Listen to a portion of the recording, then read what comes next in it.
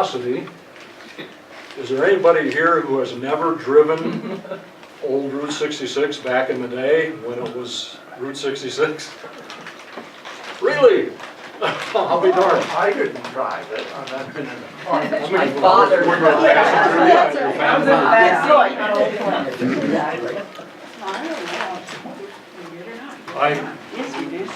I got to ride it late in its history because I grew up in Illinois and all my trips were back east until I came to college in New Mexico. So I got to ride it a little bit going back and forth in 1968, 69, and 70. Okay. We're going to listen to Emmylou Harris for just a minute.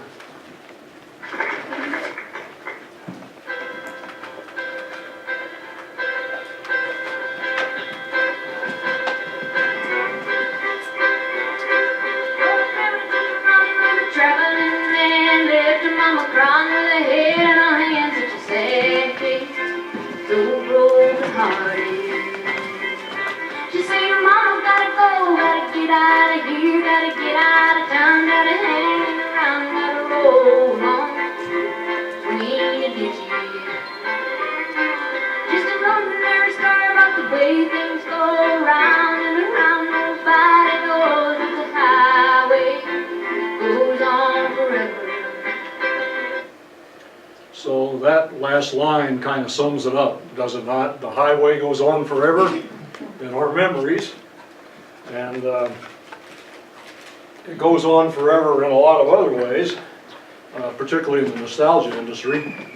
And I think this is an aspect that has been covered quite extensively. So what I want to do today is emphasize the historical aspect. Why is Albuquerque on Route 66? Why do we even have a Route 66? Why do we have a system of numbered federal highways? How did that come about? And the answer to that question, the long answer, we could spend like a week-long symposium talking about that, but the short answer can be summed up in one word. There was a time in American history when there was a lot of interest in building good roads. Shortly in the early 1800s, there was a big turnpike movement. You could call it a turnpike craze. There was a canal craze. Every town of any importance or not wanted to be on a turnpike or on a canal because that meant the economic prosperity of that community. So there was a good deal of, you've probably all heard of the National Road. That was the most famous early highway. And so for a time there was a lot of interest in building good roads, but then the railroads came along and boom, every town wanted to be on a railroad. I mean, it just got completely out of hand. The railroad system was really overbuilt, but that put an end to highway building in this country for a long time. So finally around the late 1800s, as the country got built up and it became more and more of an obstacle traveling from one community to another and then getting goods from farm to market, people started getting interested again in building good roads. And you would be surprised to know, I think, where the initial impetus for the good roads movement came from. Is there anybody, Joe, you can't answer this because you heard this talk before. Anybody else have an idea? You want to take a guess where the early push for good roads came from? Who do you think it was? Oh, the automobile industry. Not automobiles, no. Bicyclists. The safety bicycle was invented in the 1880s. It became a huge fad. And everybody wanted to go ride their bicycles out in the country, but the roads were atrocious, as you can see here. So there was a group called the American Wheelmen, the League of American Wheelmen, and they published a publication called the Good Roads Magazine, which was very influential, and they had quite a bit of clout in Congress. And other people were pushing for better roads, so finally, in 1893, Congress passed an experimental rural free delivery program. The first year's appropriation was $10,000, and it began in West Virginia in 1896. By 1903, there were 8,000 rural carriers covering 200,000 miles a day. In the 1912 post office appropriation, Congress set up an experimental program with federal aid to post roads. So this was limited to just roads that carry the U.S. mail. The states had to contribute 2/3 of the cost. Also back in 1893, Congress had set up a joint committee of 5 senators and 5 representatives to inquire into federal aid for highways and report back. And when they did, they discovered that the average farm to market haul in the United States was 9 miles. It cost 21 cents per ton mile to carry a ton of freight 1 mile versus 8 cents a ton mile in France, which had the best roads in the world at the time. So this amounted really to a tax, a bad road tax, if you would like to call that, of $504 million a year. So Congress also set up the Office of Road Inquiry under the Secretary of Agriculture because the emphasis again was getting goods from farms to cities in 1893. And Congress authorized him to authorize this department to investigate how to improve roads. They had a appropriation of $10,000 a year, but you can't build very many miles of roads with $10,000, not even in those days. The office was headed by a Civil War veteran named General Roy Stone, and he came up with the idea of building what he called object lesson roads. Here's the rural free delivery in action. This is one of the early object lesson roads in New Brunswick, New Jersey. He figured out that they would just spend their money on going out and building short stretches of good roads, paved roads. You can see a pavement roller there being pulled by horses. And this was very popular. They'd go out to communities and say, okay, we'll build you a 1 mile stretch or a 2 mile stretch of road, and people would ride their buggies on this road and think, wow, this is really great, you know, no more ruts, no more bumps, you know. Then they'd get on their regular county roads and full of ruts and bumps, and so that created more pressure for better roads. That was called the Object Lesson Road Program. Here's one of the early attempts at motorists driving cross country, the Pioneer Freighter, Fort Apache, Arizona, fording a river. Some of the early cross-country trips, one of the first was undertaken by a Cleveland bicycle dealer named Alexander Winton, who went into the automobile manufacturing business. He drove a car he designed from Cleveland to New York City in 1897. When he got to New York City, nobody believed him. They said, you couldn't possibly have driven a car here from Cleveland. No way. So he did it again 2 years later. This time he took a newspaper reporter with him. So he got some good publicity out of that. One of the other early attempts is really fascinating. And this one, Ransom Eli Olds, you probably have heard of him, the inventor of the Oldsmobile, sent his test driver, Roy Chapin, from Detroit to New York in a curved dash Olds in 1901.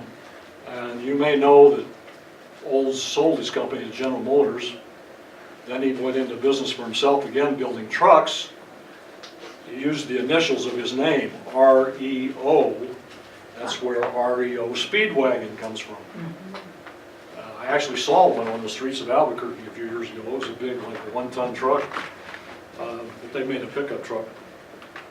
Dr. Horatio Nelson Jackson, who was a doctor from Vermont, he was returning from a vacation trip in Alaska and stopped at a men's club in San Francisco in 1903, and he was having a conversation that night with a group of the men there, and they were debating about the merits of the automobile, and a lot of them said, oh, it'll never amount to anything, you know, it's just a passing fad. And he bet $50 on the spot that he could drive a car from San Francisco to New York City. So he bought a used Winton. He hired a guy as his mechanic. He was known as a mechanician, named Sewell Crocker, and they drove to New York in 63 days. It was a very arduous trip. They kept having breakdowns. He kept having to send telegrams to the Winton factory to send him parts by rail freight wherever he'd have a breakdown, which is why it took 63 days. And there were literally no roads. I mean, he crossed Nebraska, not one road in Nebraska, just across the prairie. There's a really interesting video on this, if you'd like to see it. It's a Ken Burns video, and they have it in the library. It's called Horatio's Drive, America's First Road Trip, and I highly recommend it. Then in 1908, somebody got the bright idea of having an international New York to Paris road race. This is one of the cars in that race, bogged down in the mud. They started out from New York City for some strange reason in February, and immediately hit snow and mud. There were 3 French cars, 1 American, 1 German, and 1 Italian. The American car was a Thomas Flyer. It was the first to reach San Francisco, and that was the first crossing in the U.S. by a car in the wintertime. The Americans won the race. They reached Paris on July 30th, which was actually 4 days after the German car, but the Germans were penalized because they shipped their car partway by rail, and they didn't drive all the way across Alaska like they were supposed to. Did you say Paris? I'm sorry? Did you say Paris or Paris, yes. They drove all the way across North America and then all the way across Asia and Europe to reach Paris. Oh, great. The Italians arrived in September. This man, his name was Carl Fisher. He was one of the early proponents of better roads, and he had the clout to get something done about it. He was the developer of the Indianapolis Motor Speedway. He started out as a bicycle racer in Indianapolis. He was known for pulling off crazy stunts. His first one was when he opened his bicycle shop, he persuaded a bicycle manufacturer in Ohio to sell him a whole boxcar load of bicycles at cost. He gave away half of them. He had a friend release 1,000 balloons over the city, and like 100 of them had a piece of paper inside it saying, "You won a free bicycle." And so all you had to do was catch the right balloon and take it to his bicycle shop. He drove a car off a building in Indianapolis. He rode a bicycle across a tight wire between 2 buildings in downtown Indianapolis. And then he got into car racing, and he and Barney Oldfield were car racing buddies. You can see that the race cars in those days were pretty primitive. It was nothing but a seat and an engine on a frame with 4 wheels. And that's how I got interested in developing the Indianapolis Speedway. Bob, is he the body by Fisher? No, different person. He started the Prestolite company, though. He invented a acetylene headlight for cars, because up until that time, driving a car at night was pretty dangerous. All you had was a kerosene lantern. So he came out with the acetylene headlight and made a fortune that way. He sold that company to Union Carbide, and then he went on to develop Miami Beach. He turned the sand spit into a tourist resort. So he came up with the idea of a coast-to-coast crushed rock highway as a memorial to the late President Lincoln. He wanted to complete it in time for the 1915 Pan-Pacific Exposition in San Francisco. So he put out a lot of publicity about this. They asked for donations. He got some famous people to donate. Teddy Roosevelt, Thomas Edison, John Willys, inventor of the Willys, or the owner of the Willys Motor Company. Then they set out to map out the route. So they took 17 cars built in Indiana, plus a couple of supply trucks, and accommodations for reporters and hangers-on, photographers, and they set out for the west coast of what was called the Hoosier Trailblazer Expedition in 1913.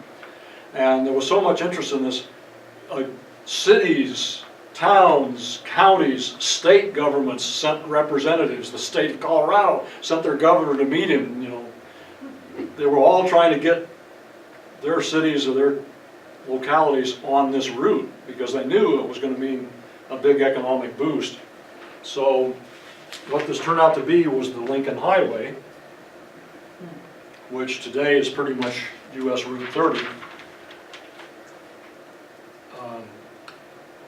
Then going on to the efforts to get better roads, there were bills introduced in Congress every year for federal aid for highways beginning in 1903. And finally, a joint committee reported a bill out in January 1915. It was called the Shackelford Bill, sponsored by Missouri Representative Shackelford and another representative, Bankhead, I think his bill was incorporated in it too. And I just found out from Mo Palmer the other night that this Senator Bankhead was the father of actress Tallulah Bankhead. So the bill passed in 1916. It was called the 1916 Federal Aid Highway Act. And it provided for 50-50 cost sharing between the states and the feds. There was a formula for distributing the money. It was based 1/3 upon the state's area. So a big state like New Mexico or Texas would reap more money because of its area. 1/3 on the state's population, which was bad for New Mexico because we had a very small population, and 1/3 based on the state's post road mileage, and we had very little of that. Some other stipulations: the states had to buy the land, they had to have a highway department. You can see the appropriations there. It was signed into law by President Wilson on July 11th, 1916. So it sounded like a pretty good deal. The country is finally going to build a network of roads, and then boom, World War I came along. The whole emphasis shifted onto the war effort. All production was concentrated on building armament, munitions, and getting the troops over the ocean to France. So the government bought, the Army bought a lot of trucks. The usual method would have been to ship them by rail, but the rail system was completely tied up. They were bogged down by all the traffic. Rail cars were piling up on the East Coast. They couldn't get them unloaded fast enough. They were using every available siding within 100 miles of the East Coast to park boxcars on. So the Army decided to try driving their trucks from Detroit to the East Coast ports, and this is one of those expeditions. By July 1918, this is near the end of the war, the Office of Public Roads had approved 572 projects under the 1916 Act, totaling 6,249 miles, but at that point, only 5 projects totaling 17 miles had actually been built. And part of the problem was, as I mentioned, was it was limited to post roads. Another part of the problem was there was no requirement in the 1916 Act that roads had to connect across state lines. So you can see all these roads to nowhere in Massachusetts and Connecticut and New York. So there was a lot of wrangling and arguing going back and forth in Congress about how to improve the Highway Act. And finally, in 1921, they passed the Federal Aid Highway Act. And there was a big controversy between people who wanted the states to own the road network. They wanted a federal road network. They wanted it to be owned by the states, and each state to set its own standards and routes and so on. And other people who wanted it to be entirely owned by the federal government. So they kind of compromised on that. So the 1921 Road Act said each state must designate 7% of its total highway mileage as federal aid highways, and 3/7 of that mileage had to be interstate highways. Only state funds could be used for matching federal funds. They couldn't use county funds or local funds. All work had to be done under the direct supervision of their highway department, et cetera, et cetera. This is interesting. The minimum road width was 18 feet. That's what Route 66 was built to originally, 18 feet wide. If you can imagine driving 60 miles an hour down a 9-foot wide lane, and here's a big semi coming at you from the other direction, it was a little scary.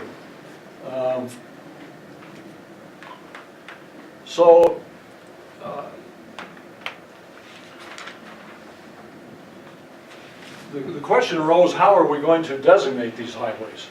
We're going to give them names, we're going to give them numbers, what are we going to call them? Named highways had proliferated during this period. You had, of course, the Lincoln Highway, which I mentioned, the National Old Trails Road, which came through Albuquerque and followed the route of the Santa Fe Trail, the Apache Trail, the Ozark Trail, the Dixie Highway, on and on. Many of these roads overlapped. A lot of them were just basically publicity efforts on the part of communities to try to get travelers to come through their community. And as far as signage went, they were commonly signed by nailing a colored shingle onto a fence post or a telephone post. Wisconsin was the first state to use numbered roads.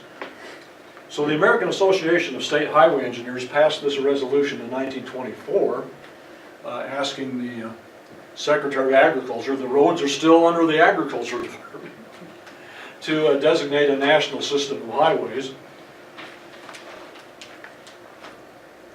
So the 1921 Act set up the Bureau of Public Roads under the Agriculture Department.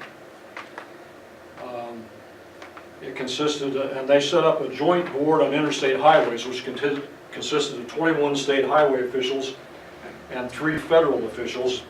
The head of the Bureau of Public Roads, James McDonald, was the chairman. And so they came up with the highway system in 1926. And basically this is it. This is a 1932 map, but it's basically the system that they came up with in 1926. The question arose, as I mentioned, how are we going to designate the roads, and they decided, they gave the job to a highway engineer named Edwin James, one of the Bureau of Public Roads people. And at one of the committee meetings, somebody said, well, let's use the U.S. shield. It's on the dollar bill, everybody's familiar with that. So Ohio engineer Leo Boulay suggested that. Frank Rogers of Michigan doodled an outline of a shield on a piece of paper and passed it on to Edwin James. He added the initials US and a route number, and everybody said, yes, we like it. So they adopted it right there on the spot. They also adopted uniform shapes for all of the highway signs, and they adopted the red, yellow, green traffic light sequence. So they delegated the numbering of the routes to Edwin James, and he said, he looked at a map of the United States on the wall like this, and he said, it was so obvious it just hit him in the face. He decided to number all the east-west highways with 2-digit even numbers. The coast-to-coast routes would end at 0.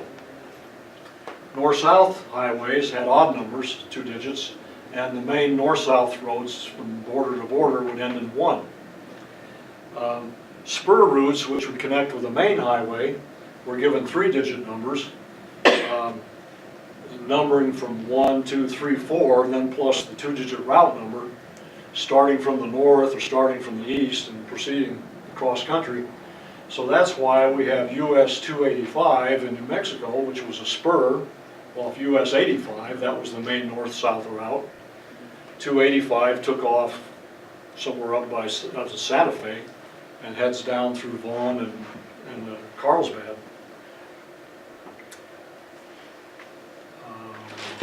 The interstate highways have used basically the same scheme, except they're numbered in the opposite direction. The U.S. highways start with US 1 in the east and go to 101 in California, which is considered a 2-digit number. And they start with US 10 in the north and go down to US 80 in the south. Interstates are numbered in the opposite direction to avoid confusion. This gentleman, some of you know who he is. Cyrus Anybody? Vance. Who? Cyrus Vance. Cyrus Avery. Oh, Avery. Avery, the father of Route 66. He grew up in Indian Territory and moved to Tulsa. Made a lot of money in real estate and the coal business, and he began acquiring oil leases. He was elected president of the Associated Highway Association of America in 1921, appointed to the Oklahoma Highway Commission in 1923, and he wanted a highway from Chicago to Los Angeles through Oklahoma City and Albuquerque, and he wanted it to be numbered US 60. He already, before they even approved the numbering, he had road signs in production and 600,000 highway maps printed up with the route number 60. He ran into a little trouble from Kentucky Governor William Fields and the Virginia delegation because they wanted US 60 to start in Norfolk and go through Springfield, Missouri, and through Kentucky, because after all, the state as important as Kentucky certainly deserved to have a route number ending in 0. And really, the route numbers ending in 0 were supposed to be coast to coast, so Avery was a little off base on that. And Fields charged that Chicago influence was written all over the map, which was somewhat true because 3 of the joint board of this committee lived along Avery's proposed route. So Fields got the committee to change the Norfolk-Springfield route to Route 62. But he was still not happy about that, so he complained to the Bureau of Public Roads Chief McDonald, and he agreed with Fields and changed it to 60. Well, then Avery went ballistic for 3 months. He complained to anybody who would listen, or anybody he could corner. And the controversy got so hot that Kentucky threatened to withdraw from the whole arrangement, which there was every state's option to do. Finally, Avery's chief engineer telegraphed him that the number 66 was unused. And Avery thought about it. He said, well, that's kind of a catchy sound. It's easy to remember, 66. Okay, we'll go with that. So they telegraphed to McDonald saying, we prefer 66 to 62, which is probably a good thing because Get Your Kicks on Route 62 just doesn't make it for a pop song. So we're going to look at some highway maps. This is the 1908 official New Mexico State Highway map, which looks pretty similar to what we have today. Here is New Mexico 1, going right down the Rio Grande Valley to Las Cruces and El Paso, up through Santa Fe and Taos. There are, and of course that later became US 85 and Interstate 25. There's some interesting route numbers here. New Mexico 2, which was later 285.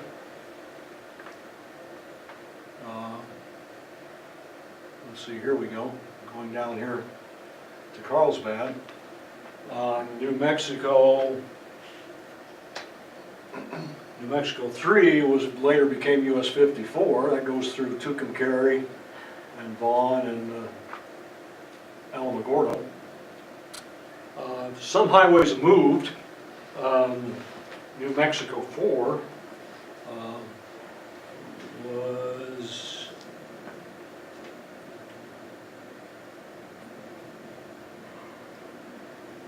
New Mexico 4 later became US 80, so when they numbered that US 80, New Mexico 4 moved up to the Jemez Mountains and goes through Los Alamos now.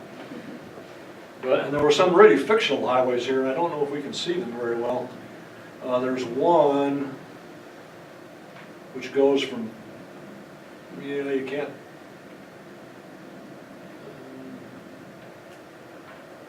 can't quite see it. It goes across the mountains from Farmington to Taos. There's never been a highway, but that was given a New Mexico route number.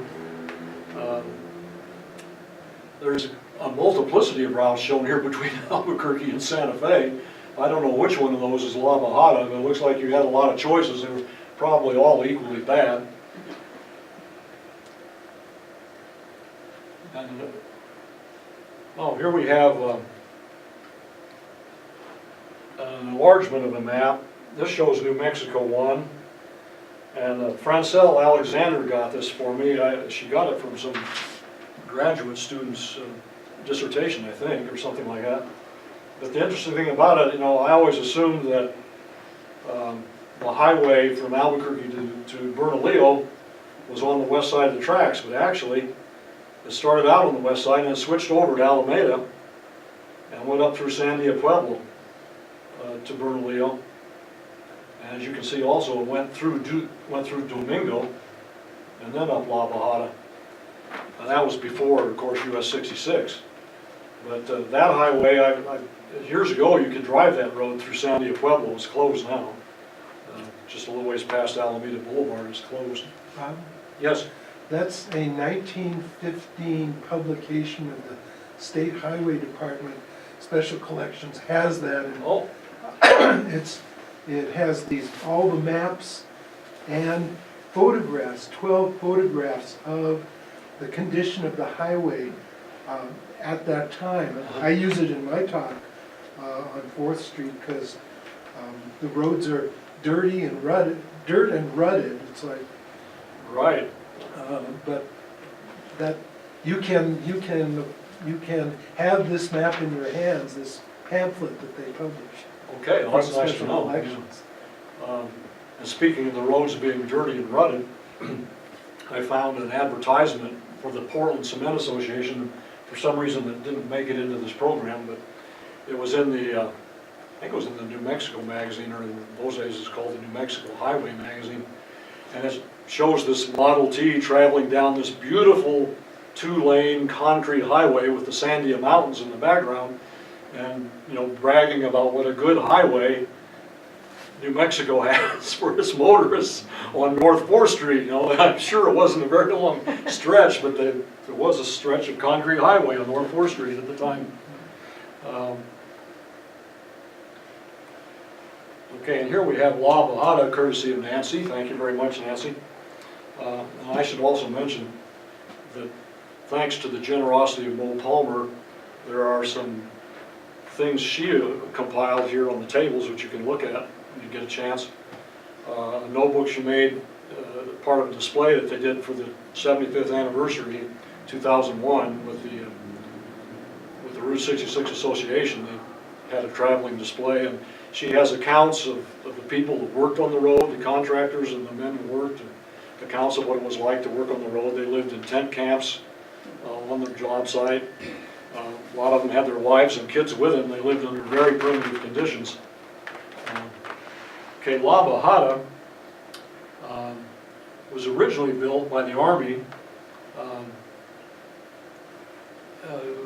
and then it was improved and rebuilt by Coach the Indians in prison labor in 1908, and she has one of those, I think this collection here with the black paper photo album. There's a photo of a tent camp where the prison inmates lived while they were building La Bajada. No armed guards, they were on the honor system. Then the prisoners worked on it again in 1923 and reduced the grade to 8%. It still had an 800-foot drop in a mile and a half, 23 hairpin curves. In 1931 it was bypassed by this new road. So it was only part of Route 66 for 5 years actually. But this road was pretty much on the same alignment as Interstate 25 is nowadays, although as you drive up La Bajada you can see a little bit of the old road grade off to the right. They've straightened it out since then.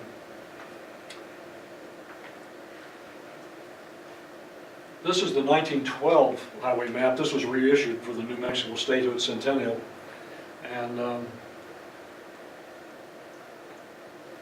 this is pretty much the same as the 1908 map I showed you earlier.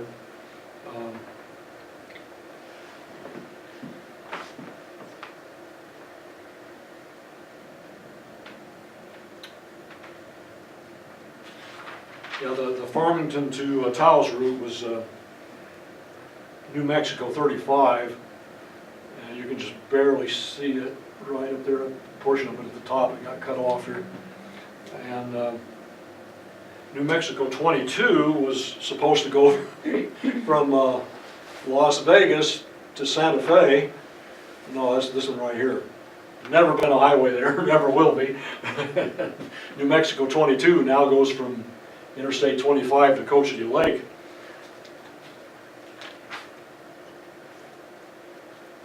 So, you all know the story, I'm sure, about rerouting 66. The original route went from Santa Rosa up toward Las Vegas and then followed the Rio Grande down through Albuquerque to Los Lunas and then went west to Laguna. This is the guy who got it straightened out, Governor Hannett. He lost his bid for re-election in 1926. He was from Gallup, he had been mayor of Gallup. And he was a little unhappy because Bronson Cutting, who was the editor of the Santa Fe New Mexican, had opposed him for re-election. That was one big reason he lost, and I guess some other politicians too. So he decided he was going to get 66 straightened out from Santa Rosa to Laguna. The legislature had previously appropriated some money for the road, but they hadn't actually commenced construction. So in December of 1926, after the election was over, he sent the crews to work, 7 days a week in the freezing weather and the rain and the snow. They were even worked on Christmas Day, and they got the road finished on January 3rd, 1927. Governor Dillon took office on January 1st, and he sent his highway engineer down there to put a stop to it, but he was delayed by a snowstorm, so when he got there, the highway was open and cars were already using it. So Governor Dillon said, okay, we're stuck with it. And he even retained some of the highway department employees, which was a good thing to do on his part. So that created a direct highway from Albuquerque to Santa Rosa. Here's the Central Avenue Bridge, which wasn't built until 1931. That was the reason you had to drive down to Los Lunas and then go across from there, because there was no bridge across the Rio Grande. There was no bridge across the Rio Puerco either. Going back to the early days of '66, the Cyrus Avery and his buddies in Oklahoma organized the National U.S. Highway 66 Association. They had their first meeting in Tulsa in 1927, and they adopted the slogan, "The Main Street of America," which was true literally because it went right down a lot of towns' main street. At their banquet that year, somebody yelled out, "What are we going to do for Highway 66 publicity?" And somebody else yelled out, "Put on a foot race." And everybody laughed. They thought that was the funniest thing they'd ever heard. But when they talked to members of the press after the meeting, they said, yeah, it's a great idea. You'll get a lot of publicity. And the guy you need to talk to is this promoter named C.C. Pyle. He was the first big-time sports promoter in the United States. He got Red Grange, the University of Illinois football star, to turn pro with the Chicago Bears. He was kind of a shady character. People said his initials stood for Cash and Carry Pile or Cold Cash Pile. But anyway, he agreed to put on this foot race from Los Angeles to New York, which would use US 66 as far as Chicago. And they had it in 1928. He, like I say, he was kind of a shady character. He charged the runners an entry fee. They had to attend training camp before the race started in Los Angeles, and they charged them room and board for training camp. And then he charged each locality along the way a fee for having the race come through their town. So he was going to make money out of this one way or the other. And of course they sold a lot of souvenirs and stuff. They started out in Los Angeles with 199 runners. After the first day, 72 quit. A lot of these people weren't really serious, but there were some, known long distance and marathon runners in the race. 12 quit after the second day and 18 after the third. By the time they got to the Oklahoma line, a farm boy from Foyil, Oklahoma, up near Claremore, named Vandy Payne, was in the lead. And of course the Oklahoma folks loved that. And they had a big reception for him at the Oklahoma State Fairgrounds with the governor, and he stopped in there long enough to say, "Hello folks, I'm glad to be back, hope to see you soon in New York." Well, he finished the race in the lead. 70 runners reached Chicago, 55 reached New York after 87 days. Andy finished several hours in the front. He won a $25,000 first prize. And this was kind of the all-American success story, I guess you'd say. He used the money to go to college in Arkansas. He paid off the mortgage on his parents' farm. And he got elected as clerk of the Oklahoma Supreme Court and was re-elected 7 times. So Albuquerque being on Route 66, and there's Andy right there. This is in Williams, Arizona. Albuquerque being on Route 66, you would expect that the race was going to come through Albuquerque. Well, Clyde Tingley thought C.C. Pyle was a crook, and they weren't going to pay his $200 entry fee.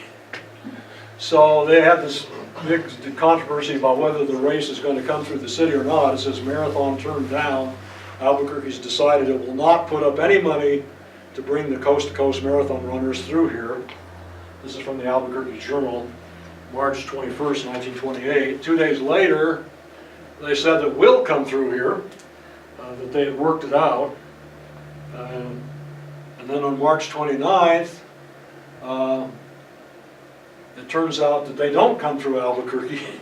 They're going through Seven Springs, which is out into Harris Canyon. How they got from Los Lunas to Seven Springs without going through Albuquerque, I don't know. They probably just went cross country, you know, because there was no military base, there was no airport out there, nothing but ranches, so they might have just gone right up to Harris Arroyo. So the race didn't come through Albuquerque. And one interesting thing about this, and if you pick up a copy of the book, it's in the library. I was going to bring a copy. I brought a couple books here on Route 66 from the library. They're pretty interesting. They have some nice photos. But one of these little Arcadia books, they're, you know, little paperbacks that are all photographic, and it's by Joe Sonderman. It's called Route 66 in New Mexico, and that's the book to read if you want to find out about Route 66 in our state. It's got photographs of all the famous motels and restaurants and sites along the way. Sonderman mentions that there were 2 tour buses, custom-made buses. Pyle had one outfitted as a mobile home for himself and his entourage. It had a living room, a bathroom, a bedroom, a little observation deck on the roof. The other bus was for the press corps. I imagine it was a lot less elaborate. And guess where that ended up? KGGM Radio bought it after the race was over and used it as a mobile studio. So now we're at the 1929 highway map. We have the Santa Rosa and the Laguna, the Santa Rosa and Laguna cutoffs, which are New Mexico 6. The Laguna cutoff hadn't been built. Maybe it had by 1929. But of course 66 still runs north and south from Santa Fe down to Los Lunas. The route from Willard to Moriarty is US 470, right here. Here we go. Because it was a spur route off US 70, which is now US 60, from Clovis to Vaughn to Socorro.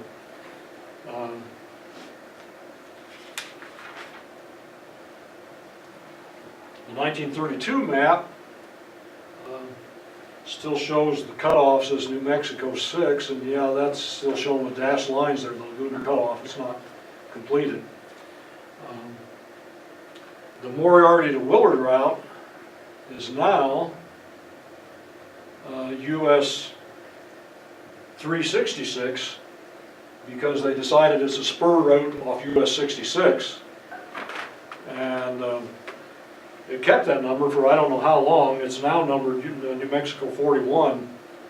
Probably when they built the interstate was probably when they renumbered it.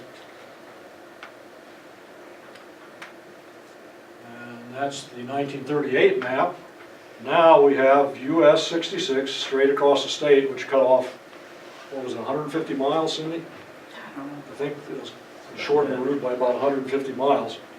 And then the old route from Los Lunas to Laguna became New Mexico 6, which you can still drive, and it's a really beautiful drive. You all know who this guy is.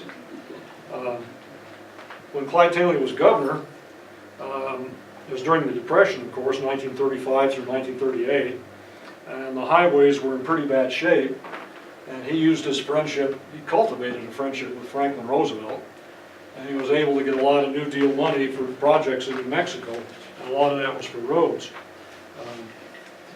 In 1926, only 28 miles of 66 in New Mexico had been paved. So you can see that there was a lot of need for federal help.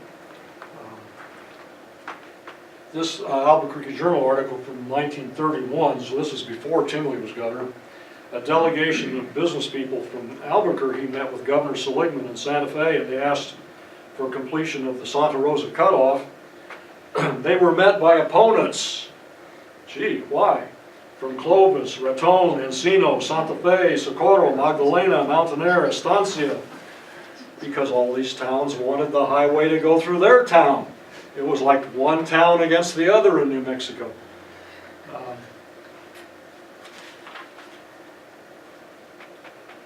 And here's another Albuquerque Journal article from 1933. There were complaints from motorists about conditions west of Suwannee, which is where New Mexico 6 joined the Laguna Cutoff, about the condition of the road. And the gas stations on the east side of the state wouldn't recommend traveling on 66 west of Albuquerque because it was in such poor condition. This article from the Journal, April 3rd, February 19th, 1935, shows the counts vehicle traffic for the port of entries in California. That's US 80, Blythe, California, Daggett, US 66. No, that's 80, Fort Yuma. Anyway, 4 ports of entry. 66 was carrying the least amount of traffic. Most people were traveling by US 80 through El Paso and Deming. And this is an account of a woman, a tourist from California, who had visited Boulder Dam, and she wanted to come on to Albuquerque, but she said she gave up on the idea because of the terrible condition of 66. So finally, this is August 17th, 1935. It's hard to see this. Laguna, on the far left there, Laguna cut off to be oiled. They would lay down a layer of gravel, and a truck would come along and spread oil on the road, and then they'd roll it. That was their pavement at the time. But of course, the big headline was the death of Will Rogers, why they posted the plane crash in Alaska. That's why I copied the whole page. It just happened to be on the same day. Another count of the California ports of entry from December 35. And here's an advertisement that George Roslington placed in the Journal, October 10th, 1936. This was just before the gubernatorial and state elections. He was not backing Tingley. He was complaining that New Mexico was charging taxes at the ports of entry. I guess to travel across New Mexico highways, if you were a tourist, you had to pay a tax. It sounds a little unconstitutional to me. I don't think that's legal, but they were getting away with it. And Roslington was saying that this was ruining the tourist business, and he was calling for political candidates to come out and oppose that. And finally, in June 9th, 1937, here's a call for bids for paving the final section of Route 66 in New Mexico. And that says the headline also includes work on US 60.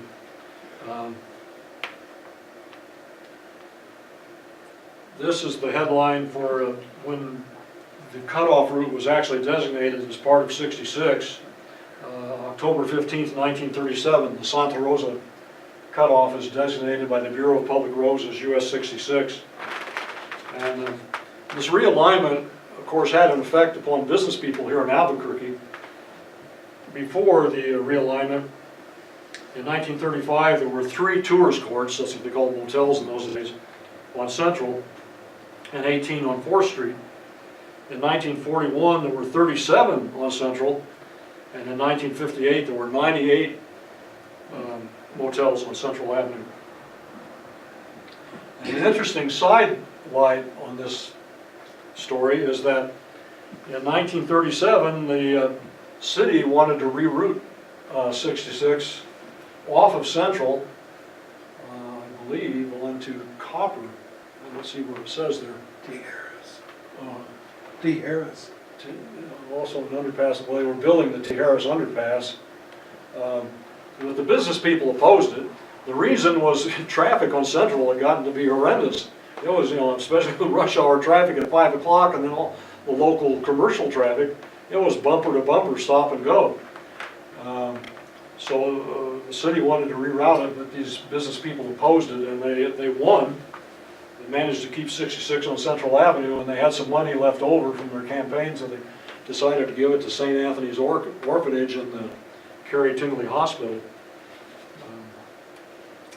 In 1938, The Route 66 Association's annual convention was in Amarillo, and that was the year they named it the Will Rogers Highway in honor of the late Will Rogers. And he had kind of started his career in the Texas Panhandle as a cowboy. And Amarillo was a halfway point. So Will Rogers Jr. attended the convention, and Albuquerque sent a delegation. Bob, we were talking about Leo Carrillo at lunch. Yeah, as you mentioned. He's in that last paragraph. Film actor. Film actor, friend of Rogers, headed the parade on his Mount Westwind. There you go. Oh, Cisco. That's cool. All right. So the real party was in Albuquerque a year later, March 1939. Here's the notice in the paper. There's going to be a street dance. There's going to be a pageant, a 3-day convention. Here's March 12th, Journal, page 4. 3 aspiring young actresses posing as hitchhikers to Albuquerque to attend the convention. This is a whole full-page spread on the convention. The city placed this ad, full-page ad, City Commission, Clyde Oden chairman, ex officio mayor, because Clyde Tingley was governor at the time. And the artwork is really fanciful. It could be a picture of Manhattan for all I know. It doesn't look like Albuquerque. I haven't seen any buildings that tall in Albuquerque. I think it's a mural. This says the Route 66 boosters plan to rope Cal Farley, the Postmaster General and the chairman of the Democratic Party, when he stopped off in Albuquerque on the Chief. I don't think they were going to try to make him stay here. I don't think they were successful. This is the Oklahoma City Girls Kilty Band, a Scottish bagpipe band, all female. They attended the parade and the pageant and provided music. Hollywood actors Monty Blue and Charlie Sterrett dancing the Highland Fling with the director of the Girls Kilty Band. Monty Blue, right there on the left, was elected that year president of the Route 66 Highway Association. Will Rogers Jr., Rochelle Hudson here on the right, arriving at their hotel. This is Patsy Quinn. She was the daughter of an Albuquerque doctor, and she was crowned Route 66 Queen. They had an election, people voted for the candidate. She was a dance instructor, and she and her dance partner were going to dance. They'd invented a dance they called the Route 66 Hop. They were going to demonstrate it at the all-night street dance on Central Avenue the last night of the convention. And she actually married the son of James Besnick, the dairyman. His name was also James.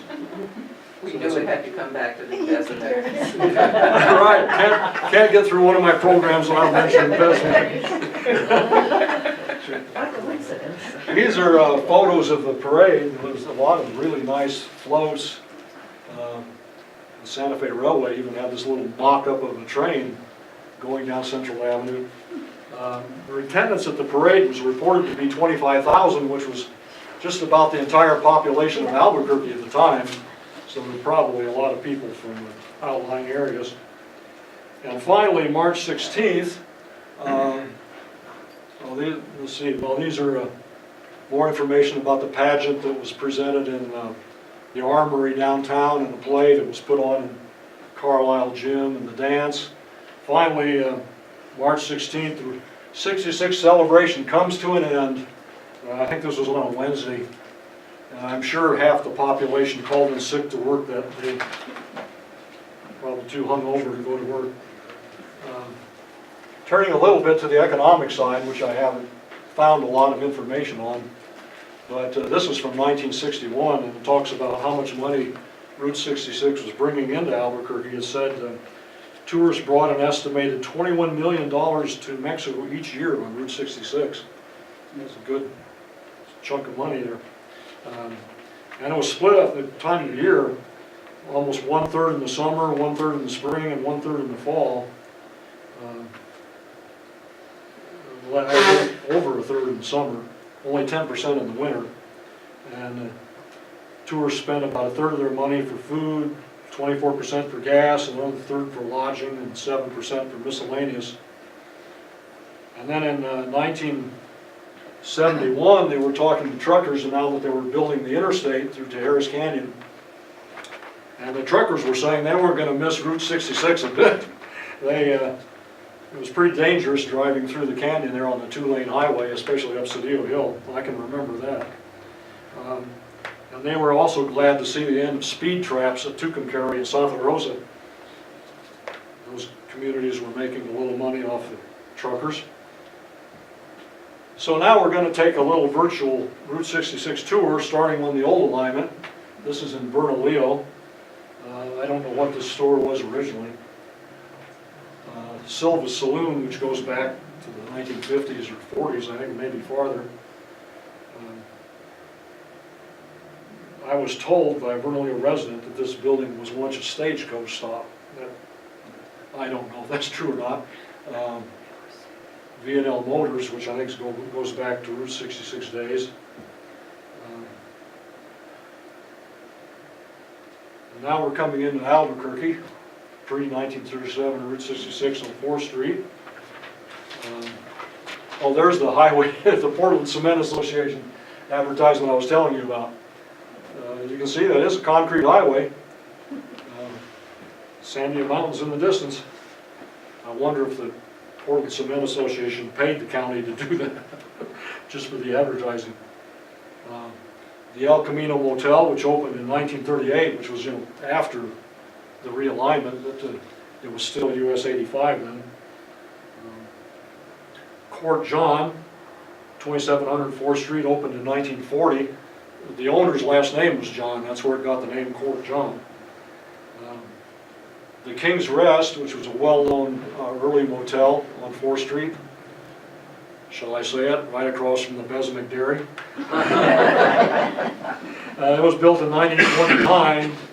In the 1980s, the name was changed to the Interstate Inn and was demolished in 2005. But the sign is still there. It was a pretty deluxe motel at the time. This apartment building at 1420 4th Street was the Spanish Garden Court, built in 1932. This was the Durand Motor Company,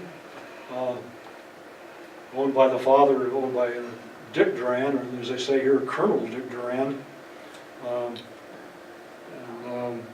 He was the father of the Dick Durand who had the aircraft business out of the airport. Diane gives a fine talk on that subject. And this is the Durand Motor Company today. This was the highway service station at 1024 South 4th Street, 1931. Joe's One-Stop Service, 1100 4th Street, 1940. The Red Ball Cafe, which unfortunately is now closed. This was the Mushroom Nightclub, also a gas station, way down past Bridge. Lake. Near there, yeah. They won a petroleum industry contest in 1930, a $500 prize for the most creative gas station. And I wonder what they were smoking when they called it the Mushroom Nightclub. But they had advertisements in the paper every weekend. There were live bands. It must have been a lot of people that went out there to go dancing. And this is the mushroom store today, still there. And then a little further down on Isleta, this is the St. Augustine Church at Isleta Pueblo, which the route went down the west side, and then at Isleta Pueblo crossed back over to the east side behind the church. You wouldn't have seen the front from the highway. And I must point out that this is a historic photo. Diane, do you remember where you got this? I don't think it was for me. Well, you put it in the program for me. Okay. But you can't take photographs on the Pueblo today. I think that's true, most Pueblos, they don't allow photography. But this was back in the day when you could. You can take photos in the church. It's a really beautiful church, one of the oldest mission churches in New Mexico. And if you've never visited there, you should. Well, if it was from me, it was actually probably from Nancy's collection. Oh, okay. Yeah. Of course, the Luna Mansion, good place to eat. Wrong section. This hill is called El Cedro, the hill, west of I-25 in Los Lunas. And it used to be out in the boonies, but now there's housing additions out there already. Going west on New Mexico 6 toward the Rio Puerco, paralleling the BNSF railway. There's a good place for train washing. There's a freight train about every 10 minutes. There's the Rio Puerco. I took this in 2014. This one, a few times I've seen water in the Rio Puerco. And this was the Route 66 bridge over the Santa Fe Railroad, and it continues on westward there on the south side of the railroad tracks.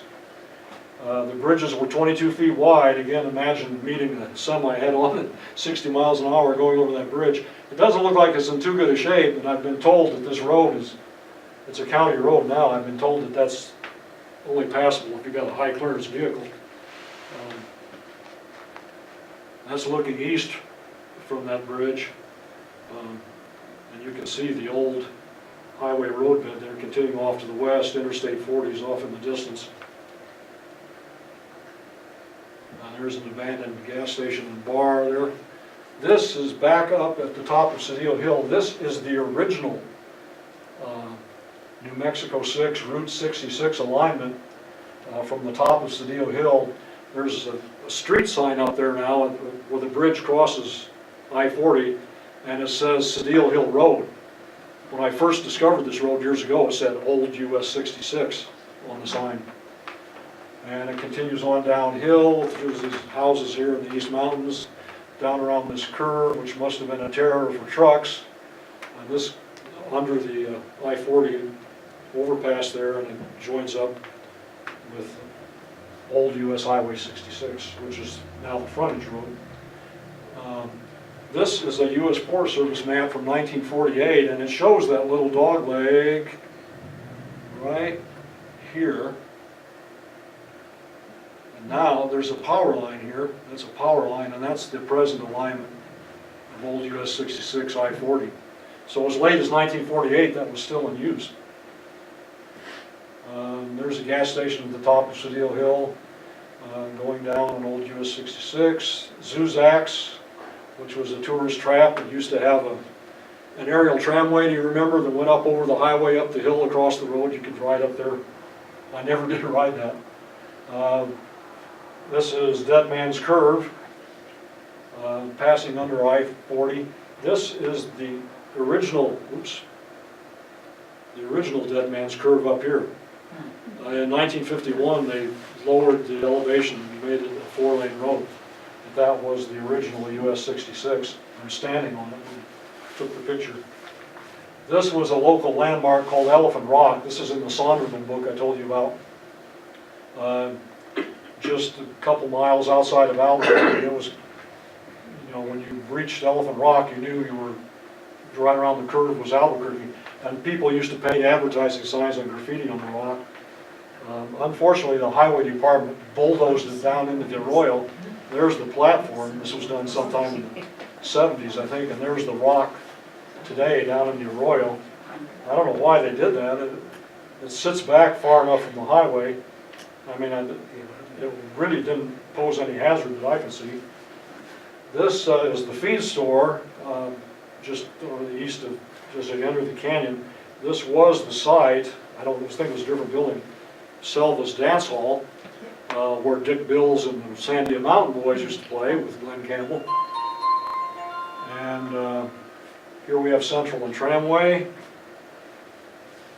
There's the La Puerta Lodge rolling.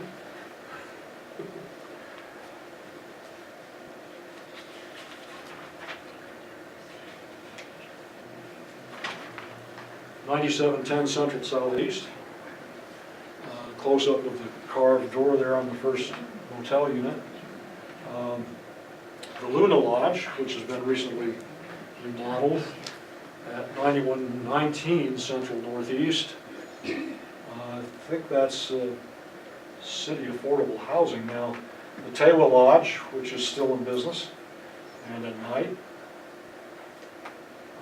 The Iceberg Cafe, restaurant, getting moved. The original location was where the Lobo Theater is now.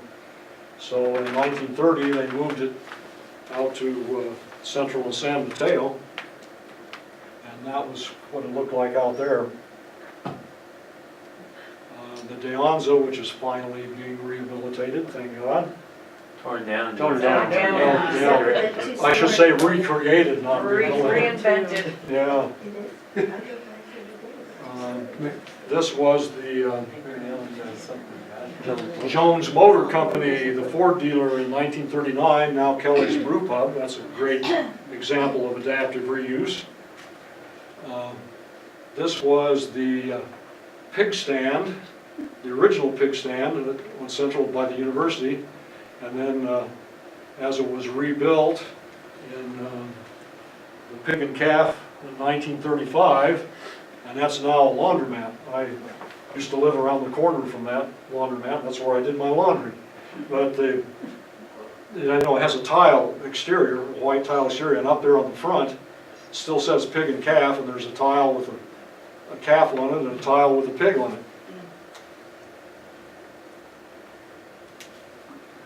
This, there it is today, the pita pit. I'm sorry, it's no longer the laundry. This was the cottage bakery under construction,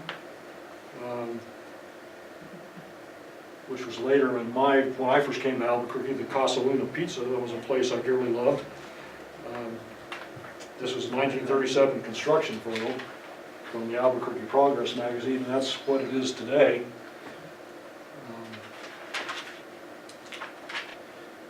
This was the Carruthers and Malden service station at Central and Arno, and is now the Standard Diner.